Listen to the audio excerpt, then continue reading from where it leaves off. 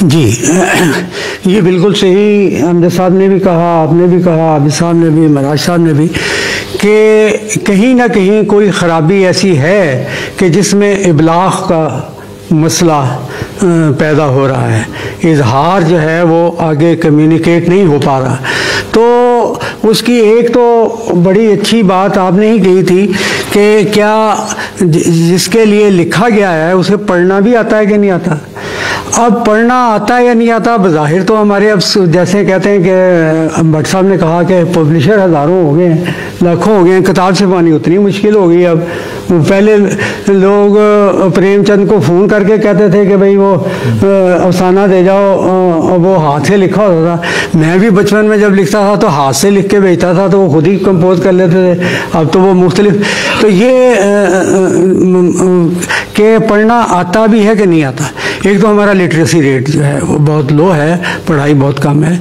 जो हमारे यानी मिडल या प्राइमरी तक पढ़े हुए लोग भी हैं, उन्हें भी हम ये एक्सपेक्ट नहीं कर सकते कि वो कोई अदब पढ़ते होंगे आम तौर पर। अगर पढ़ते भी हैं तो नाज़रे ही पढ़ सकते हैं, नाज़रे पढ़ते। इसी तरह पढ़ने में हमने एक और कमी कर दी है, एक और कमी कर दी है कि ये जो हम बात कर रहे हैं, मैं ये उम्मीद कर रहा हूँ कि हम उर्दू अदब की बात कर रहे हैं।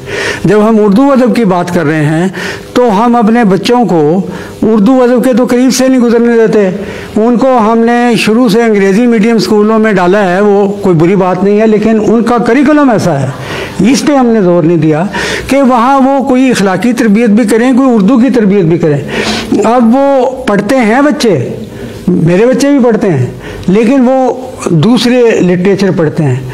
अब वो हैरी पॉटर पढ़ के और फिल्म देख के बहुत खुश होते हैं, बहुत अच्छी बात है, लेकिन तिलस्म ओशरबा का उन्हें पता नहीं, उन्हें बागो बहार का पता नहीं। अगर उनका उन्हें पता होता तो वो शायद इतने फैसिनेट नहीं होते हैरी पॉटर से, क्योंकि ये मेरे ख्याल से तकरीबन मिलती अपने इलाके की चीज़। हाँ जी, अपने इलाके की चीज़ थी, ये मिलती, और ये राइटिंग्स मिलती जुलती हैं। एक तो ये है कि हमने पढ़े लिखे लोगों को भी अनपढ़ बना दिया है कि उर्दू से उन्हें काट के। फिर ये है कि लिटरेसी रेट हमारे यहाँ कम है। फिर तीसरी बात जो सबसे अहम बात है यही कि क्या वजह है कि पहले अदब समझ में आता था, अब लोगों को जनरली समझ में नहीं आ रहा।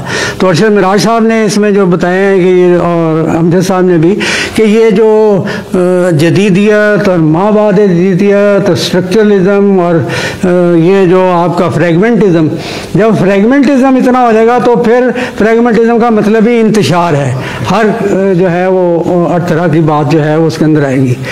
आसिम भट्ट साहब ने अच्छी बात की कि मजहूलियत भी कोई बुरी चीज़ नहीं है, लेकिन मजहूलियत को समझने की काबिलियत तो हो।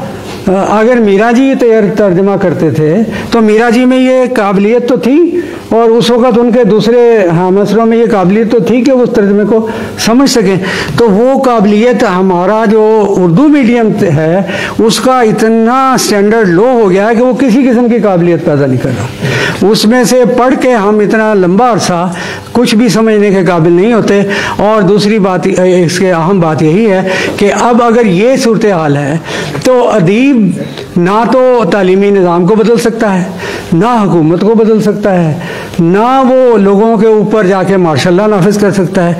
उसे अपनी राइटिंग के अंदर एक तरीक़ेकार इख्तियार करना है कि वो जोन सी भी टेक्निक इस्तेमाल कर रहा है उसे करे, लेकिन उसका इबलाग हो और वो लोगों तक पहुंच सके, उनकी समझ में आ सके। तो सवाल यही है कि क्या पढ़ना आता है?